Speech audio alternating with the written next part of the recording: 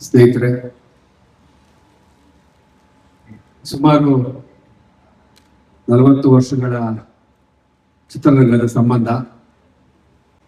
ನಾನು ಒಬ್ಬ ನಟನಾಗಬೇಕು ಅಂತೇಳಿ ಬೆಂಗಳೂರು ಬಂದವನು.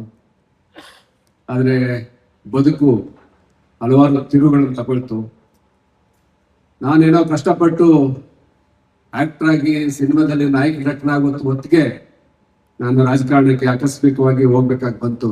ಹಾಗಾಗಿ ನನ್ನ ಒಂದು 15 ವರ್ಷಗಳ ಚಿತ್ರರಂಗದ ಹೋರಾಟ, ಶ್ರಮ ನನಗೆಲ್ಲ ಗೊತ್ತಿದೆ. ಮತ್ತೆ ಈಗ ನಾನವಾಗ ಚಿತ್ರರಂಗಕ್ಕೆ ಆಕ್ಟರ್ ಆಗ್ಬೇಕು ಅಂತ ಬಂದಾಗ 20-25 ವರ್ಷ.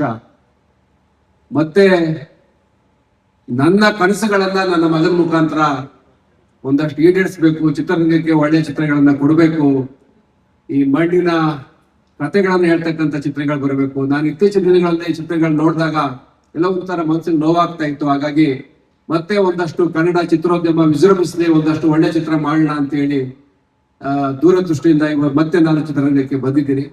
ನನಗೆ ನಂಬಿಕೆ ಇದೆ, ಕನ್ನಡ ಚಿತ್ರರಂಗದಲ್ಲಿ ಇನ್ನೊಂದಷ್ಟು ಒಳ್ಳೆ ಚಿತ್ರಗಳು ಬರ್ತವೆ.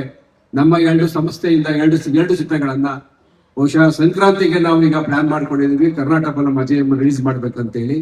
ಮುಂದಿನ ವರ್ಷ ಸೈನಿಕ 2 ಬರುತ್ತೆ. ಹಾಗಾಗಿ ನಾನೇನು ಬಹಳ ಹೆಚ್ಚಿಗೆ ಮಾತಾಡ್ತೇನೆ ಬೇಡ. ನನ್ನ ಚಿತ್ರರಂಗದ ಬಗ್ಗೆ ಒಳ ಹೊರ ಹರಿವು ಎಲ್ಲ ಗೊತ್ತಿದೆ.